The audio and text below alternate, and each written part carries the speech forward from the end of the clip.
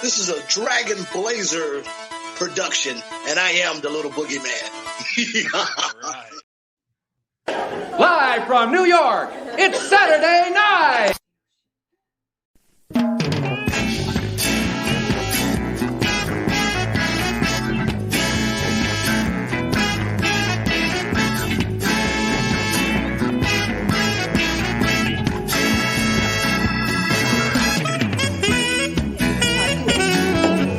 Boom, bam, bam, boom!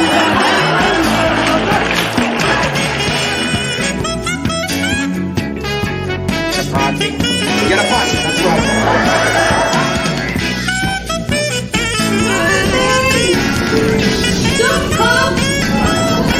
Good morning. Nice to see you.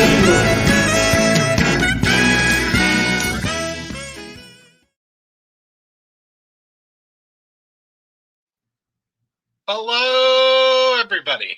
Hello. I almost made that really long one again. Welcome back to Lorne Michaels Will Hate This SNL podcast. I am, of course, your host, Stevie Blaze, and as always is my lovely co-host, the Lady Jen, getting ready to do the late night Saturday Night Live. Very late for us. Very late. Anyways, one of these times I'm going to have you do the This is a Dragon Blazer. I used to do that all the time, where I would have my co-host do the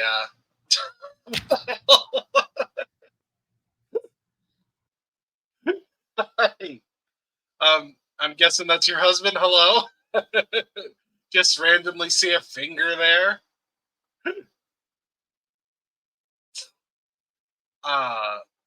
Angles are interesting. Sorry. Anyways, yeah, traditionally I would have someone do the This is a Dragon Blazer production.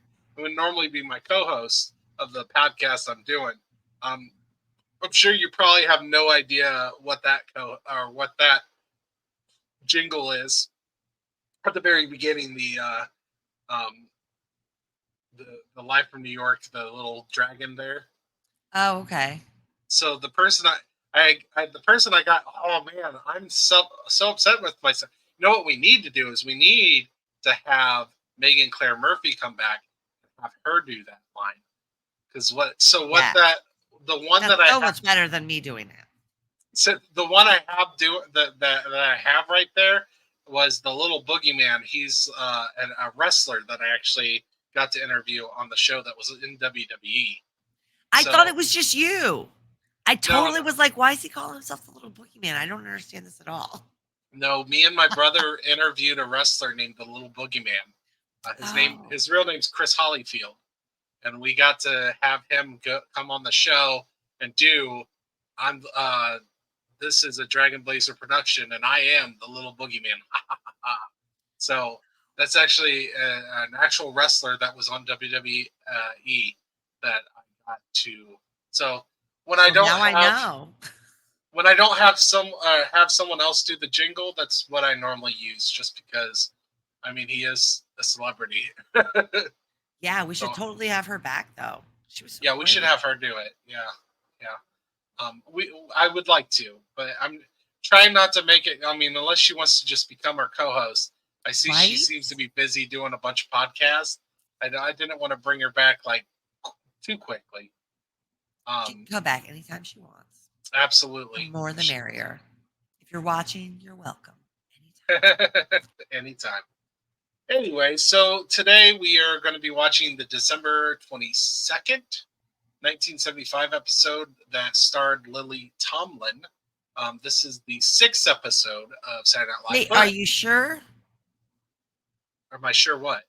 About the date. Because I thought she said... Oh, November 22nd. I'm sorry. Okay. I said the wrong month. It's November 22nd, 1975. Thanks for correcting me. No, that's okay.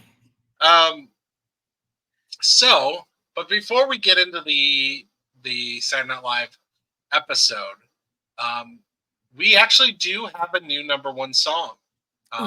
What's our new number one song? It actually isn't Island Girl anymore. It is this song. Let's see if you recognize it.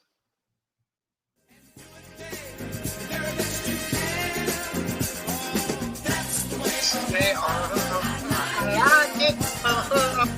That's the way I like it. That's the way. That's the way I like it.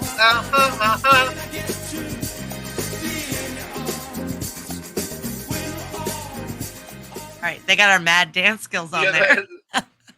The very not so rare dancing of white people to KC and the Sunshine Band. KC and I the did Sunshine the Andy Band. Kaufman impression. Did you see? I sang. I You lip sync the whole thing, yeah. Because if I sang it, everyone would. Anyways, that's the way I like it by KC and the Sunshine Band. I actually kind of forgot to look up the details on this, but this came That's okay. out. We were entertaining enough. That's right. That's right. And plus, if it's the number one next week, you'll have stuff to talk about. Sure. You know what? That's a good point. That's a good point. The number one movie. See if you can guess this. This movie stars a very young Jack Nicholson. Very young. A clue. Does the name Nurse Ratched do anything for you? No. No. It's One Flew Over the Cuckoo's Nest. I don't think I've ever seen that. This movie's about. It says. Have you? I have not actually. Okay. I know of it. I know Jack Nicholson is it. He's a young person. I guess he. And then Nurse Ratched is like this evil nurse or something. In fact, here's a synopsis. McMurphy has a criminal past and has once again gotten himself into trouble and is sentenced by the court. To escape labor duties in prison, McMurphy pleads insanity and is sent to a ward for the mentally unstable. Once here, McMurphy both endures and stands witness to the abuse and degradation of the oppressive Nurse Ratched, who gains superiority and power through the flaws of the other inmates. McMurphy and the other inmates band together to make a rebellious stance against the atrocious nurse. Yeah, this is a very famous movie, but I've never seen it. Me either. Yeah, I'll have to watch it sometime. But this was the number one movie. This overtook Dog Day Afternoon.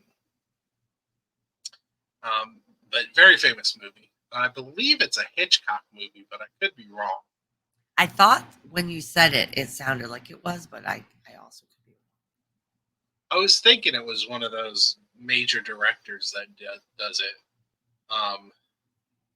In fact, we're going to do a quick look-see here. It is director Milos Forman. Never mind. I guess it's just a famous Jack Nicholson movie. He was a young man. All right, and the other thing I found, which will kind of come back to this, actually, because this kind of gets brought up during Weekend Update, but Juan Carlos is proclaimed the King of Spain as monarchy is restored after 31 years. Oh. Happened on this day. But there's more to that story, and we'll get to that later. So are you ready to get started on Lily Tomlin, November 22nd? Yeah. All right. So we get cold open, and at least they are acknowledging that he sucks at this impression. I did like this one slightly better than the last time he played Gerald Ford.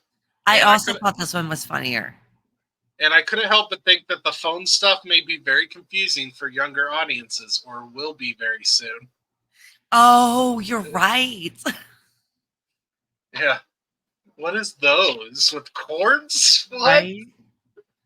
And they might totally miss the, he hung up the wrong phone. Yeah. Then grab the glass of water Yes. as a phone. I thought it was funny. It was decent. I thought the water part was dumb, but I thought, the mixing up the phones was funny. Yeah. And then having the phones talk to each other. Yes, I was just thinking having the phones talk to each other. That's another thing that's going to be confusing for kids. Like, why did he flip them like that? Oh, yeah. Well, because talking is up here, the listening's up there. Yeah. Yeah. So, okay, first thing I'm going to say, So we get the Lily Tomlin stand-up / monologue. I didn't find it very funny or the song. I'm going to be honest with you.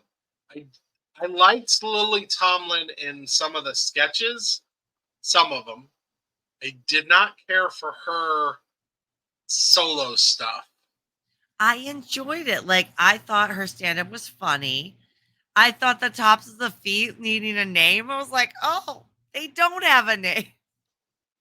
Okay. You're last in line and somebody gets behind you and you're just like, oh, yes. It makes me feel so much better. She's 100% right. Yeah. Okay. She had some good points, I guess. I just didn't find it very funny. The crazy couples I laughed at. I don't know. That she's dumb, though. I just found it weird that they kept having her sing so much in this episode. She did sing a lot. She did. And she was like the musical guest. I mean, kind of, yeah. Next we have the Beethoven sketch, which I thought was quick and cute. I do know, I'm sure, are you aware that Beethoven was deaf? Yes. Okay. So yeah, he was deaf, so him not hearing her was kind of funny. Those were the notes I have for this one. I enjoyed the piano playing I wrote. Yeah. I'll just say this. He's not playing the piano, right? That's not him. You know what? I'm not sure. I don't know. Probably not. But you never know. He might know the piano. But I know he does some music. He does quite a few musical impressions, so maybe. I will say that, and we'll get to them as they go. I thought this sketch coming back 3 times got better every single time. Yes. The first one's built up. Yeah, and that's what you want, right? Yes. Then we get Howard Shore and his all-nurse band. First off, I did not know who Howard Shore was. No idea. Well, here's some fun facts. Oh, yay, fun facts. He's more famous as a composer. And here's why he was here. Number one, he did all the Lord of the Rings movies, the Hobbit movies. He composed all the music from those movies. Oh, really? So he's a famous musical composer. And he's the one that composed and created his name again? Howard Shore. Okay. And he is the person that composed and created the opening and ending theme song to Saturday Night Live. So the music we're hearing, so he is like, right now, he is the official Saturday Night Live composer. Oh, that's so cool. I had no idea. So that's why he wasn't really a musical guest. He was already there. Right. As someone employed there. The song they sang was the St. James Infirmary. It's an old jazz song from 1928. It's been sung by many artists, covered by many, many artists. I enjoyed the music. I thought it was really good. And it's talking about the St. James Hospital in London. Okay. I thought, so the first time in her sketch, her intro, her song at the beginning, I didn't find it super great. I did find that I thought she sang this very well. Yes. I thought she sang this very, very well. Then we get a try-opening commercial again. I know. Again. I just talked, my husband watched the episode with me, and I was like, oh, it's another, like, this commercial again. He's like, it's the same commercial? And I was like, yeah.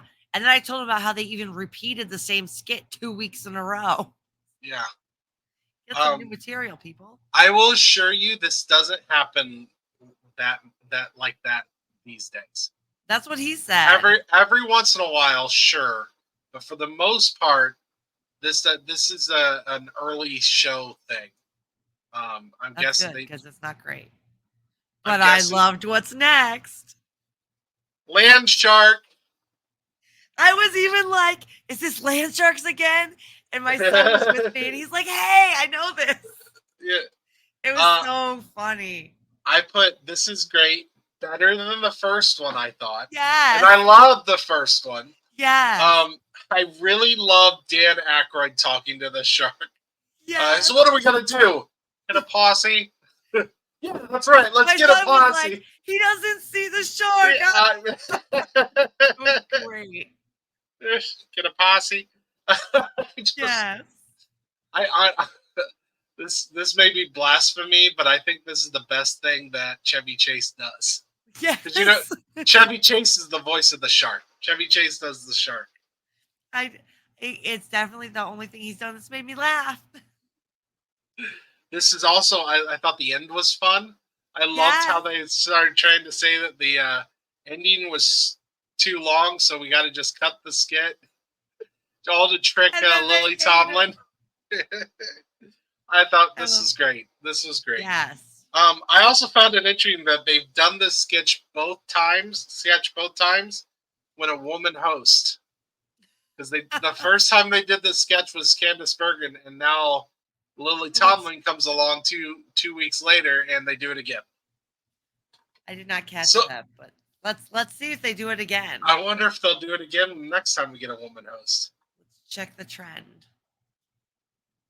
I'm not sure. Well, the next time would be Candice Bergen again. She'll be, because they even announced that on the show. Because we get Richard Pryor next. Which I thought was a weird time to announce it, but whatever.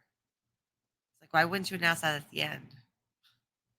Yeah, they did something similar to the last time too. They've done this before. Next we have the Chevy Chase Bellboy sketch. He's funny. Huh? He's still not funny. This was interesting. Progressive. It was progressive. I mean, it was clear. I was like, apparently the character is supposed to be nervous because she's with a black man, is what I was assuming. But yeah, it was fine. Not as good as Land Shark. No. Next Follow sketch. Land Shark. The bar was too high. Right. Next thing we get is Edith Ann. Apparently, this is a character that Tomlin does a lot. I guess I should also point out that Lily Tomlin, at this time, she's actually the first host we've gotten that is has already done sketch comedy before. So, okay. So she was on Laugh-In. She was on Laugh-In in the 70s, early 70s. Okay. I know of Laugh-In. So this is a character she did in Laugh-In, and also on Sesame Street a lot. I guess she did this Edith Ann character, like the little precocious 5-year-old character. She did this on Sesame Street as well. Okay. I guess apparently one of Lorne's original ideas of Saturday Night Live was to have Lily Tomlin, George Carlin, Richard Pryor, and I forget who the fourth one was, but they're all people that hosted early. His original idea was that they were going to rotate hosting. Like his original plan wasn't to have like a new guest host every time. His original plan was these guys were going to be contracted to be the host, and they would rotate hosting duties. Then George Carlin kind of backed out because he wasn't interested in doing the sketches. I guess Lily Tomlin was more up for it. Richard Pryor, I guess there's stories about him. We'll probably find those out in the next episode. Yay, I'm looking forward to it. But Lily Tomlin, I guess she was like really close friends with Lorne Michaels. They worked together in Canada, I think. So they actually knew each other and everything. So yeah, she was originally supposed to be one of the regular hosts, and then it all fell apart. And then we got what Saturday Night Live is, which takes turns with the host. It might have been Candice Bergen was the other one. I'm not sure. Maybe because she did do twice. She does come back twice. Next we get Beethoven: The Return. And I put in my notes, look, it's a silly premise, but I'm down by hearing Belushi as Beethoven with a German accent singing "My Girl." Right? Und my girl. It was funny. It's a silly premise, but I enjoyed it. I agree. Next, we get Gilda telling everybody that we will be back. And Richard Pryor's next episode. And that Richard Pryor's the next episode. And they even announced that that she will be the Christmas episode. Candice Bergen will be the host. So she announced both of those. So I have a weekend update question. Weekend update. All right. Question. Why do they keep making jokes about the Secret Service tackling weird things? Is there like some historical thing we don't know about? I think it's just mostly it's like the second week in a row they were like he said it almost every time. Yeah. It's just because it's well known that if anybody comes close to the president, if you get close, if you are perceived as a danger, that Secret Service will take you down and keep the. I was hoping there was some story like they took down some old person, some child. It's mostly just a joke. Okay. Because it's the Secret Service's job to protect the president at all costs. So it's just a joke that they will take you down. So he's just making a joke that they take down literally anything perceived as a threat, including a fork. He doesn't do anything with the on the call thing this time. The salad fork joke you just mentioned is just a continuation of Ford is clumsy. Next, we get a joke about Ronald Reagan. Reagan announced his candidacy, but he ends up on this year. But he ends up losing to Jimmy Carter. So Jimmy Carter becomes the president in 1976. It was Ronald Reagan versus Jimmy Carter. Ronald Reagan, I believe, was the Republican, and Jimmy Carter was the Democrat of that year. And as we do know, Ronald Reagan does become the president in 1980. He wins the 1980 election. Sorry. Yeah, okay. You're fine. Next, we get something about Michael Carvin. Carvin, I think. Michael Carvin. So this part was kind of true about the Secret Service tackling someone down. Michael Carvin was 20 years old and did actually pretend to shoot Reagan with a toy pistol on November 20th. So that's what that joke was about. That's funny. And then he said he was going to make a ruling that all toy pistols were going to be gone. General Franco's death, which I also find kind of funny because Republicans are notorious for fighting about gun rights, but he's going to ban all toy pistols. Right. Oh, that was funny. General Franco's death on November 20th is what allowed what I talked about earlier would come back, Juan Carlo to become the king of Spain. So General Franco was a dictator, and when he died, it allowed Spain to come back to get rid of the dictator and become the king. Next, we get a joke about Joe Louis reminding everyone that he had the fastest hands in the West by catching, just because he's holding a missile. Yeah. So, do you know who Joe Louis is? I'm guessing not. No. Neither did I. Joe Louis was a boxer from 1934 to 1951. He was known as the Brown Bomber, which they mentioned in the show. Between 1937 and 1949, Joe Louis was boxing's heavyweight champion of the world. He held that title longer and defended it more than any other boxer in history. Wow. So that's who Joe Louis was. I don't like hitting. I don't mind boxing. I don't watch it often, but I don't mind it. It was really big back then, I would say. It's not super big these days. I think MMA is has kind of taken over. Ironside.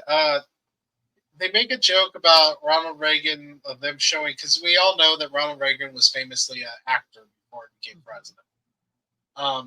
So they make a joke that they got to do like 20 minutes of a Ronald Reagan film, and then they said something about how that racist dude that was trying to become president, that they would show Ironside for him. So I'm not entirely sure, because there's a couple different movies and shows called Ironside, and some of them are way in the past. So I'm not entirely sure which movie they're talking about, but the one that seemed to make the most sense for this joke was a movie called Ironside, which is about a guy paralyzed by a sniper bullet. So I'm guessing it's some kind of assassination joke. For some reason, I'm thinking. I assumed that it was something to do with racism, but I could not find an Ironside movie that dealt with racism that I know. Because if you notice, the audience really responds. Right. The audience majorly. I even wrote down. I didn't know what was so funny. Yeah, they majorly responded to Ironsides, and I didn't understand it, and I couldn't find anything that made sense either. Like I said, the closest thing I come up with. I typed in Reagan Ironside. It shows it's a show from 1967 to 75. Larry Drake, Officer Reagan, second clerk. I don't know. I'm not sure. I couldn't figure it out. That was the best thing I could come up with. I believe it was a movie about a guy, a Secret Service agent or something, that was paralyzed by a sniper bullet, and then he still. Yeah, that's this. Yes. It was Reagan was in that. I don't know why it says Reagan. I'm looking. Because Reagan is. They were talking about making a clip, like show 20 minutes clips of old Reagan movies. So that's why Reagan got brought up. This is a show. Oh, this is a show. It was a show. Okay. Yeah. I didn't realize that, but anyways, that's the best thing I could find is a guy paralyzed. So I'm guessing the joke was that. Yes, that would be my guess. Assassination. Next we get a joke about Eldridge Cleaver. I'm guessing you don't know who that was. So Eldridge Cleaver was a member of the Black Panthers. You're aware of the Black Panthers, yes. Right? In 1968, he became a fugitive after leading an ambush on Oakland police officers, during which 2 officers were wounded. Cleaver was wounded during the clash, and a Black Panther member, Bobby Hutton, was killed. As editor of the official Panthers newspaper, the Black Panther, Cleaver's influence on the direction of the party was rivaled only by founders Huey P. Newton and Bobby Seale. Cleaver and Newton eventually fell out with each other, resulting in a split that weakened the party. This led to him fleeing the country to avoid getting caught. After spending 7 years in exile in Cuba, Algeria, and France, Cleaver returned to the U.S. in 1975, where he became involved in various religious groups, Unification Church and CARP, before joining the Church of Jesus Christ of Latter-day Saints, as well as becoming a conservative Republican, appearing at Republican events. So that's who he was making fun of. Jerry Ford, I believe, is Gerald Ford in more clumsy jokes. Yes. Next thing we got. Then we get an electroshock therapy commercial for Spud Beer. Spud Beer. Right. This actually made me laugh. I know. I was like, I should not be laughing. Beer for people who have no taste, who can't tell the difference. Right.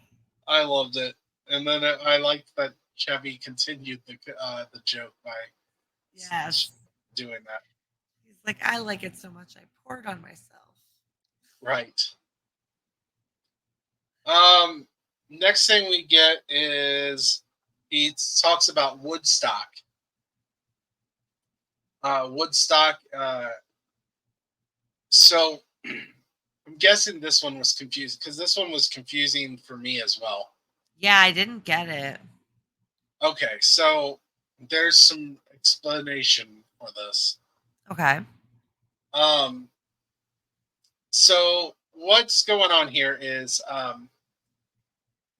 there was a concert that was called what did he call Woodstock? I can't remember the name of the musical festival they were talking about. It was a musical festival that was the name of what he called Woodstock.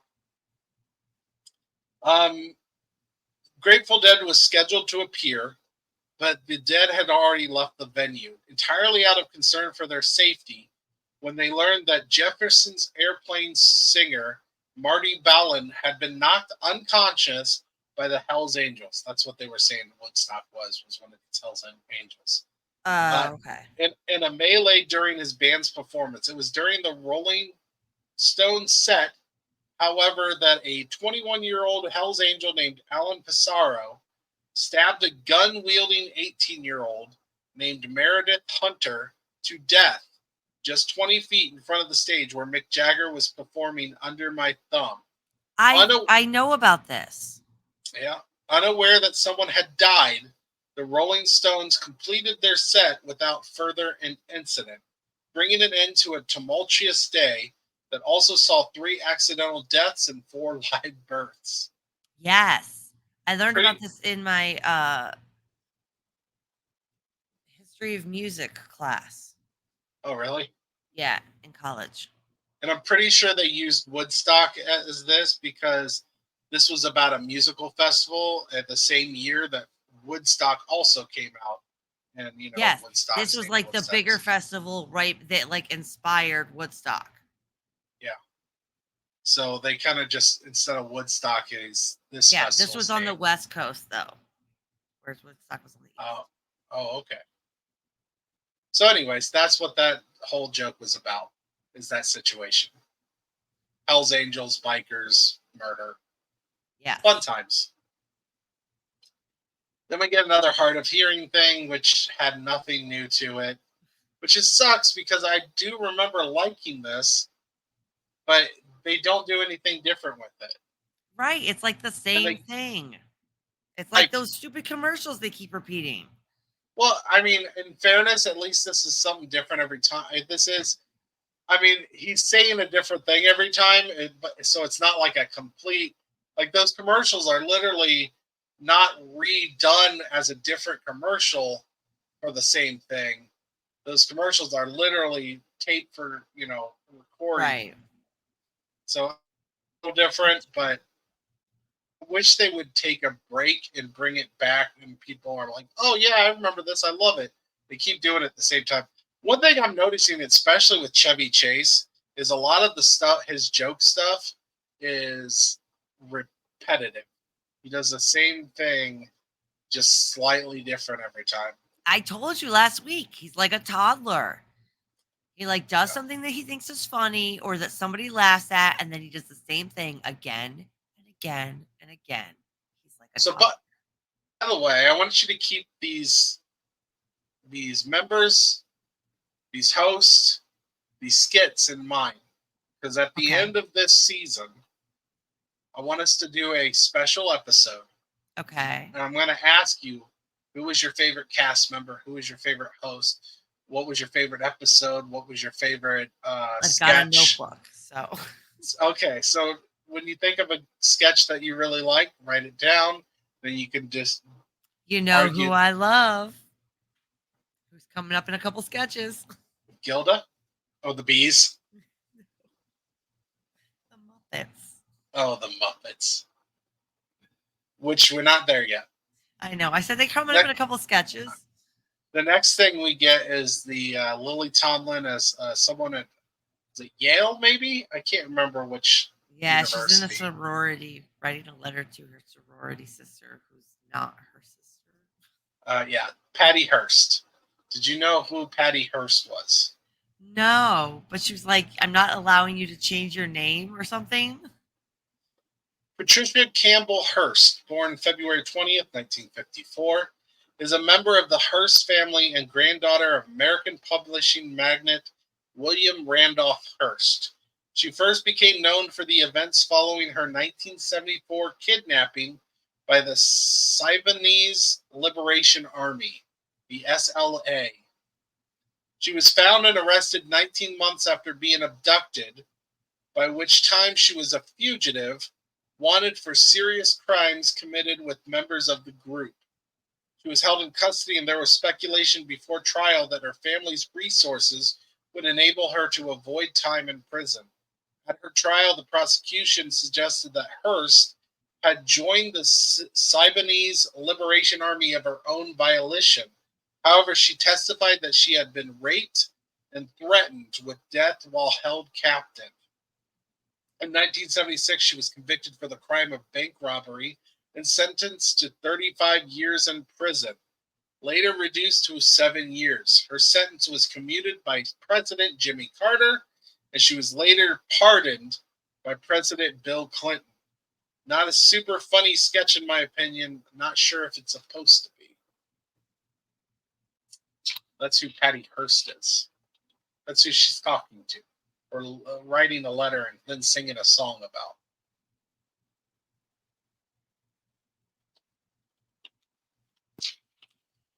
I can't tell if you're muted or you just haven't said anything. I haven't said anything. Oh, okay. So what were your thoughts on this? I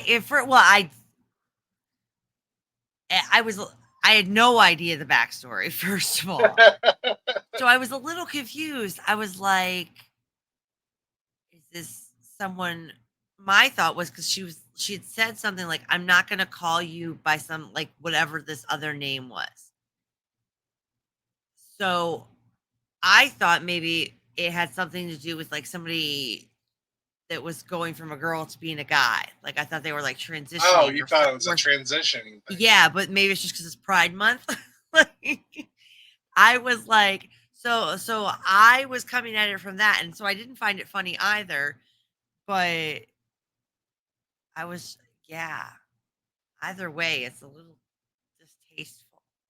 Yeah, that's what it's about. And the whole thing was people were on her about the fact that she committed this crime, but she essentially was. She claimed that she was forced to do it.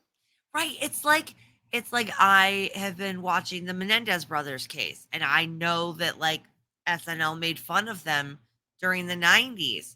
So I guess it's always been a thing. Oh yeah, yeah. Now we get your Muppets. Yay, Muppets. Right after that. Right? So I will say that I think bringing in a person made this better. It was funny. This was the best one so far. I really liked it. Babe. And I'm surprised we didn't get the Great Fava. No I know. I wanted him to be singing in the background. Yeah. So, by the way, the first person was it Screg, apparently fell in love with is Fran Allison. Fran Allison. Mm-hmm. She is best known for her starring role on the weekday NBC TV puppet show Kukla, Fran, and Ollie, which ran from 1947 to 1957, occasionally returning to the air until the mid-1980s. The trio also hosted the CBS Children's Film Festival, introducing international children's films from 1967 to 77. Kind of enjoyed this with Scred and Lily Tomlin. Once again, Lily Tomlin singing. But I like the song "I Got You, Babe," and it was kind of fun watching her sing with the puppet. So it was. I really liked it. Then we get Lily introducing The Impossible Truth, another repeat, this time of an Al Brooks film. I skipped this because there wasn't anything new. It was from the first episode. Right. What was the point of watching it, you know? Then we get more Beethoven. And this was the best one.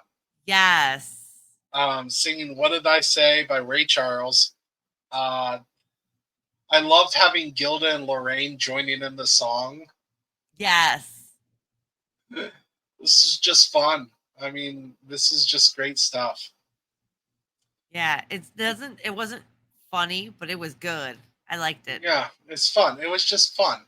It's Yeah. the way I think of it. This It next was very sketch, however, entertaining. it may be less fun when you learn stuff about John Belushi. So this next sketch is Lily training people how to be a construction worker. This is a role reversal of women catcalling men instead of men Right. catcalling women. I love this sketch. It was so good. I LOL'd quite well with Yeah. Gilda going boom, ba boom, boom, right behind Dan Aykroyd. Oh my god. Okay.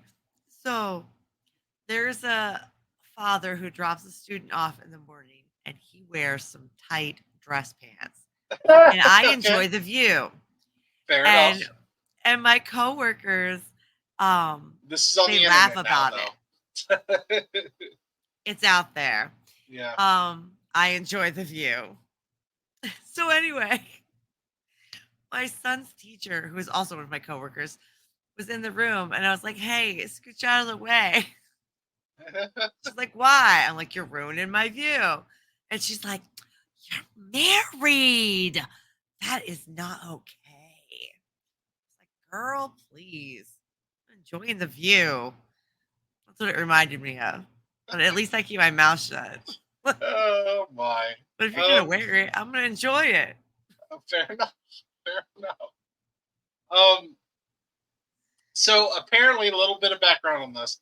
Apparently, Belushi was supposed to be the man in the sketch over Dan Aykroyd. Oh. However, apparently he refused to do sketches that utilized his body. He did not want to be wearing those clothes. He also refused to work with Tomlin. Oh, why? Apparently, it's well known that Belushi didn't like working with women and didn't find them funny.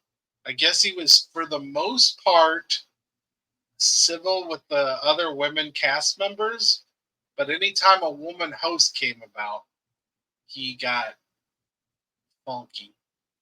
Really? Actually, which is weird because I find it weird that he did the bee thing with Candice Bergen. Yeah. But yeah, I guess he did not like working with women. He was kind of sexist, which is sad. That is sad. I guess there's also some stuff about Lily Tomlin was kind of. I guess a lot of the women on the show, or the writers, were excited to work with Lily Tomlin because they thought with a woman on the show, they would get to do more. And that was not the case. Lily Tomlin did not want to do their stuff. Aww. So, but I guess he didn't like Tomlin, and didn't like a lot of women comedians to begin with. So sad to know because I always liked John Belushi. Right? I have no idea. The next sketch we get is the Speed commercial. I like this. It was funny. It was funny. I guess it's based on the fact that it was well known back in those days that housewives would take speed to try to get through their day. So I guess that's what this is making fun of. And yeah, I laughed. It was simple, but it was funny. It was funny. Next, we get the Lily stand-up where she's like a 50s or a 60s poodle hat girl or poodle skirt girl. She was so good. I know you're like, I hated it, right? I hated it. Her acting was so good. Like, first of all, I know a million people who just will talk your ear off like that. You don't even get a word in edgewise, okay? And she was so good. Like, her facial expressions, like when the guy came in, like it was. I was like, girl, you are good. Look, I'm not saying she's a bad actress or anything. I just don't like the whole one-man show sketch or whatever, which one-woman show. You know, like Yeah, what she's doing is just she's doing all the acting herself. yeah, and I didn't really enjoy the content. I was very impressed with her. Like her acting was so good. It was like you believed her. Like I felt like I was stuck listening to someone who wouldn't shut up. Which is fair, and I get it. I get it, but I just didn't. I don't like those type of sketches. Okay, that's fair. I felt I it would. love how we like opposites. I thought it would have worked a lot better. Why don't you just make that a sketch with the other actors? You have those primetime performers. Just put that in a sketch. Like, why do you need to be by yourself doing this one woman show? That's true. When you throw have this, the big cast there. yeah. I didn't mind so much the girl on the skates thing. Right. I didn't mind. I mean, I still wasn't big on it, but I didn't mind that as much because I got that better. And it was just like the thoughts of a young girl. So that was a one person thing. But there was, she was on the ice. She was, doing the whole thing. It's not like that little girl was talking to other people. Right. But those people aren't there. That one made sense to me to be by herself. This one, literally, she's talking to people. Why aren't they in the sketch? Why? This is not meant to be some weird. Which, mind you, this is early. They can be whatever they want. They're still learning. But it would have been funnier if there were other people in there. I understand that. And you could have probably still really thought the acting was great. Yeah. If there was someone else she was acting to. But yeah, I wasn't. Yeah. I didn't like the. And like I said, I think it's just that one man show type of style that I didn't like. So I don't know if I blame Tomlin about that or just I don't like that type of thing. Right. And I mean, I get that seems like something that you would do in like an acting class. Okay, you have to do this part without working with someone else. Like this is a training exercise. Or like an audition tape. Or like an audition tape. But as an actual sketch, I don't get it. Yeah. Why would you do that as a sketch? So I had like mixed feelings. Like there's some good stuff in this episode, but I had mixed feelings because of Tomlin and some of the stuff she did. So it could be I just don't like Lily Tomlin. I don't know. Could be. But that's fair. I just like Chevy Chase. I'm trying to think of, is there any, because I've complained about all of her stuff by herself. I also complained about her doing the sorority sister, but that was also mostly her by herself. At least that one made sense for her by herself, I guess. But I don't have as big of an issue of that as I do with this. Was she in any sketches that I liked? I'm trying to remember all the sketches, and I'm not sure she was in a sketch that I liked. And a lot of the stuff she was in was by herself. She wasn't in the Beethoven stuff. Bit? I did like that. She did great in that. Yeah. Okay, so there's one sketch. One sketch she was in that I liked. Yeah. And I can't even take anything away. It's not like I can look at that sketch and be like, well, I liked everyone else but her on there. She was great in the sketch. She worked well in that sketch. But she's also working with everyone else. She's not by herself. I think you probably would have liked the last one if she was with other people. Because it was maybe I might have liked that a lot better if there was a people to bounce off of. I refuse to start a podcast on my own without a co-host because I don't want to work off myself. I'm not acting. I'm Right? just doing a You podcast. don't like the whole just talking to yourself. No, I don't need self-masturbatory stuff. I prefer having someone to bounce off of. Right? So yeah. And then in the end we get the bees. Bebopping. Bebopping bees. Bebop. Possibly my least favorite other than the first. Yeah, I didn't enjoy the bees ending. The bees wasn't I as like the funny. bees. It wasn't funny. It was just them bebopping. Yeah, I mean, I guess the joke is that they're bees bebopping. So I think that's the joke, yes. ha, With the ha, nurse ha. band. Buzz, buzz, ha ha. But yeah, there wasn't really much to the bees this time. Actually, that's two disappointing bees because I wasn't big on the bicentennial either. So maybe we need to take a step back on the bees. A bee break. A bee break. Yes, we need a bee break. So yeah, I wasn't big on the bees, is what I'm trying to say. I also wasn't big on the bees. But overall, I did like this episode. I did too. Even with the Lily Tomlin of it all.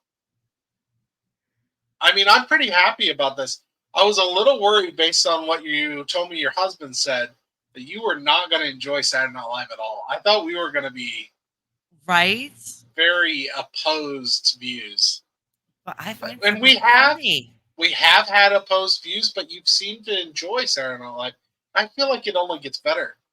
I know Matthew asked me today, he's like, do you enjoy watching it? I was like, I do. Some of it's funny. Some of it is very perplexing. See, that is one argument I've always had when people try to argue, oh, the stuff's not funny these days. And then they'll find one thing. Well, every once in a while it's funny. But here's the thing. That's kind of the way Saturday Night Live, I'm going through it now. That's how it's been from the beginning. Some of it's really funny. A lot of stuff that just doesn't work as well. It's always and there are been, times literally where you think it's hilarious and I'm like, no, and you're like, ugh, and I think it's hilarious. So clearly somebody thinks everything's funny. One person doesn't think everything's funny. Right. It's a variety show. They give you a variety of things for a variety of people. It is. And I'm sorry, I apparently forgot to do all the pictures today. Oh, I totally didn't even notice. Oh well. I had pictures set up, but I forgot. Yeah, I had pictures made up, but I didn't get them ready for this. I normally do it before I get on, and then I didn't really have a lot of time before my whole schedule kind of got out of whack today, so I didn't get it set up beforehand. I guess we could have just started a little later. Maybe you can insert them. I could do that. Maybe I will. We'll see. But I don't know how much work that is. It's work, but it's not like it's not out of the realm of possibilities of something I can do. In fact, I used to do it all the time. I gotta go. You're getting tired? I am tired. Well, that's okay. We are finished. All right, yay. We finished the show. Yes, that's funny. Do you want to plug your one thing? My one thing, because I suck at this job, is Facebook. Yeah. And I sometimes check it. I should probably check she has a fan page. Lorne Michaels will. Yes, that's right. I podcast. need to make some other type of page. Yeah, I totally forgot until just now. Well, you can find me at Dragon Blazer Productions on the Facebook, the Instagram, the YouTube, the like, TikTok. Share. Like and share all the things. Yeah, all the things. But we're having a lot of fun doing this. It is fun. I'm enjoying this a lot. It's given me an excuse to watch all the old episodes I've never seen. I can't remember how far I got. There was a time in my life I tried to watch the originals from the beginning, and I forget where I ended off. I think it was the second or third season I ended off. but I wasn't doing it weekly. I wasn't watching Right. doing a podcast with it. I was just kind of trying to watch it here and there. But yeah, Sorry. Yawn. it's all right. Anyway, so yeah, we're gonna well, this is our shortest episode. We're only on here for 55 minutes. Well, I didn't have any videos to add to this one because the commercials we had were, I mean, I don't think there was a separate commercial for Speed, or they were making fun of Speed, so there wasn't a Right. commercial there. The other one was the try opening. That I you got that. That wasn't really Yes. a parody commercial, and it was already That a I've seen repeat. it before. And we've seen it before, so there wasn't a lot.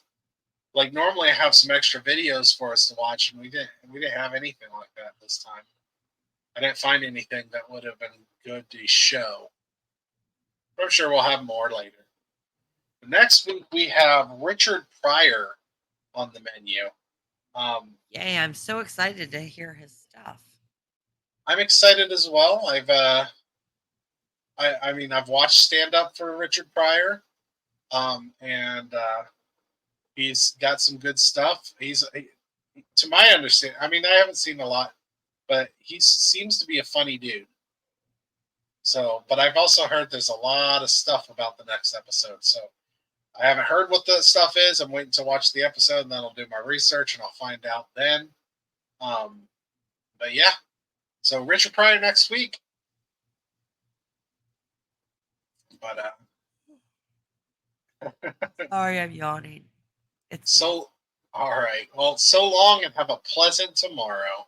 Thanks. I will. Good night.